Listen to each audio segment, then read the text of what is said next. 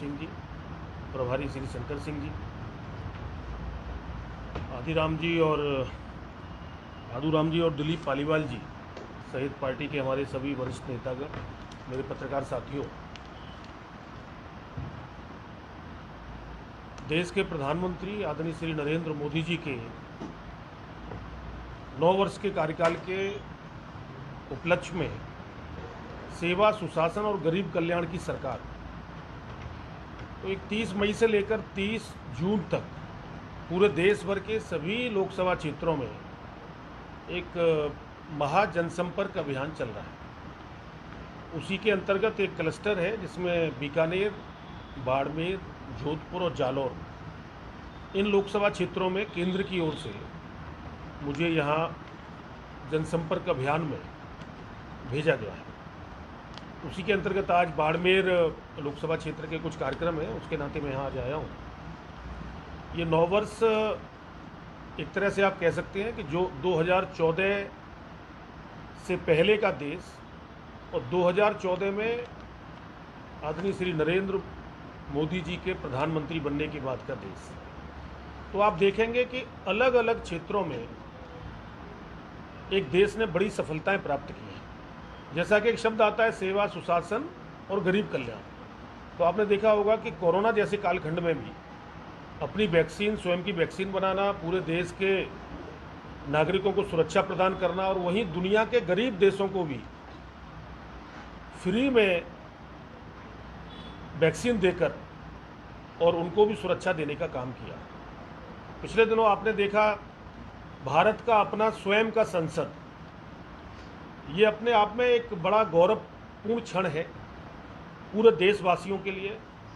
और आज पूरी दुनिया ये देख रही है कि किस प्रकार भारत किस तेज गति से आगे बढ़ने का काम कर रहा है। माननीय प्रधानमंत्री जी ने शुरू से ये कहा कि नेशन फर्स्ट, आत्मनिर्भर भारत, एक भारत श्रेष्ठ भारत, और इसी को लेकर जब 2014 में सरकार बनी तो जहां कल्पना हम नहीं करते थे कि कभी भगवान श्री राम की जन्मभूमि पर मंदिर का निर्माण होगा, तो आज सरकार की प्रबल इच्छा शक्ति के कारण सुप्रीम कोर्ट से आदेश हुआ और अयोध्या में राम मंदिर का निर्माण हो रहा है।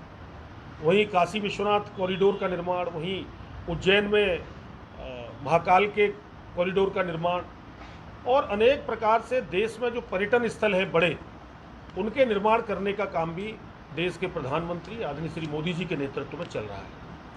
वहीं आपने देखा होगा कि डॉक्टर साहब भीमराव अंबेडकर के पंचतीर्थ, जहां वो पढ़े, जहां वो रहे, जहां उनका शरीर त्यागा गया, विदेश में जाकर जहां पढ़े रहे, ऐसे सभी स्थानों पर भव्य स्मारक बनाने का काम देश के प्रधानमंत्री आदरणीय श्री नरेंद्र मोदी जी ने किया है। साथियों, धारा 370 के बारे में भी लोग कहते थे कि कभी कल्पना नहीं कर सकते कि धारा 370 भी हटेगी, लेकिन कश्मीर में धारा 370 हटी, 35A हटाया गया। और आज आप देख रहे हैं कि G20 के दुनिया भर के देश आज कश्मीर में आते हैं और कश्मीर में शांतिपूर्वक वातावरण में G20 की हमारी बैठकें होती हैं। भारत के प्रधानमंत्री जब दुनिया में जाते हैं तो आप देख रहे हैं कि किस प्रकार से भारत का गौरव आज पूरी दुनिया में सब लोग मान रहे हैं। आदरणीय मोदी जी को कई देशों के राष्ट्राध्यक्ष प्रोटोकॉल तोड़कर, कोई उनको बॉस कहता है, अलग अलग देशों के उनको सम्मान दिए जा रहे हैं। किसी देश का राष्ट्राध्यक्ष उनको झुककर प्रणाम भी करता है और उनके पैर भी छूता है। तो ये पैर छूना, उनको बॉस कहना, कोई ऑटोग्राफ मांगता है, तो ये 140 करोड़ देशवासियों का सीना निश्चित रूप से चौड़ा होता है। यूक्रेन की घटना आपने देखी, हमारे छात्रों को किस तरह से युद्ध विराम करके रसिया और यूक्रेन का युद्ध विराम किया, वहाँ से हमारे छात्रों को लेके आए। अलग अलग देशों से अलग अलग घटनाएं हुई तो वहाँ से हमारे नागरिकों को लेके आने का काम किया। देश भर के अंदर आज इंफ्रास्ट्रक्चर की अगर आप बात करें तो आप देख रहे होंगे कि किस प्रकार से भारतमाला परियोजना के अंतर्गत पूरे देश के अंदर हाईवेज का निर्माण हो रहा है। जो सपना कभी माननीय अटल जी ने देखा था वो साकार होते हुए हम देखेंगे, ये कल्पना कभी हमने भी नहीं की थी, लेकिन मोदी जी ने इस कल्पना को भी पूरा करके दिखाया है। साथियों, किसानों के क्षेत्र में देश की आज़ादी के बाद जितने काम हुए हैं वो अपने आप में एक बड़ा अनुकरणीय उदाहरण है।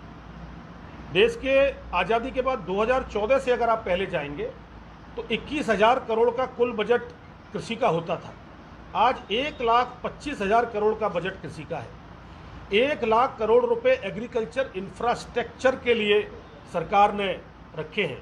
हमारा तो अच्छा है कि आज कैलाश चौधरी जी हमारे कृषि राज्य मंत्री हैं, उनके क्षेत्र में मुझे आने का अवसर मिला है।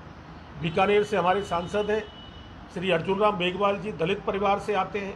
डॉक्टर अंबेडकर जी के बाद उनको आज कानून मंत्री बनाकर माननीय मोदी जी ने अपने मंत्रिमंडल में दलित का भी गौरव बढ़ाया है और डॉक्टर अंबेडकर जी को भी सच्ची श्रद्धांजलि समर्पित की है। जल जीवन मिशन से पूरे देश भर में करोड़ों घरों को हर घर नल की योजना में जल देने का काम कर रहे हैं और गजेंद्र सिंह शेखावत जी राजस्थान से आते हैं। ये लेकिन दुर्भाग्यपूर्ण है कि इतनी बड़ी योजना सरकार ने दी है, लेकिन राजस्थान की सरकार उसको क्रियान्वयन करने का काम नहीं कर रही है। जहां देश में पूरे देश भर में जो गति है जल जीवन मिशन की बहुत तेज है, लेकिन राजस्थान की सरकार ने उसको ठंडा करके रखा हुआ है। वहीं हेल्थ के क्षेत्र में आप जाएंगे तो 5 लाख रुपए का आयुष्मान कार्ड देने का काम भी माननीय प्रधानमंत्री जी ने किया है, लेकिन वो अलग बात है कि राजस्थान के मुख्यमंत्री ने उसको लागू नहीं किया ठीक से। और इसी प्रकार के किसानों के अनेक प्रकार के काम, प्रधानमंत्री किसान सम्मान निधि, फसल बीमा योजना के अंतर्गत कम प्रीमियम पर किसानों को लाभ देना और ओबीसी का जो एक हमारा संवैधानिक दर्जा उसको देना, जो ओबीसी का आयोग जो बनाया, ये करने का काम किया। नौजवानों के लिए नई शिक्षा नीति लाकर नौजवानों के जीवन में बदलाव लाने की ये काम करने का काम किया है। तो किसानों के लिए भी मधुमक्खी पालन के द्वारा हो, चाहे अनेक प्रकार के योजना बनाकर, और अभी आपने देखा होगा कि बजट के अंदर प्राकृतिक खेती को हम कैसे अपनाएं, उसके लिए भी सरकार इनिशिएटिव ले रही है। और जो मोटा अनाज है जो राजस्थान में बहुत होता है, तो मोटे अनाज पर भी international year of the millets, ये भी पूरे दुनिया भर में आज मोदी जी ने इसलिए उसको आगे किया कि जिससे जो छोटा किसान है, जहां कम पानी में हमारी फसलें पैदा होती हैं, उन फसलों को बढ़ावा देकर जिससे किसान की आय बढ़े, किसान के जीवन में सकारात्मक बदलाव आए, इसके लिए भी माननीय प्रधानमंत्री जी ने बाजरा से लेकर तिल से लेकर अभी खरीफ की फसलों की एमएसपी की घोषणा की है।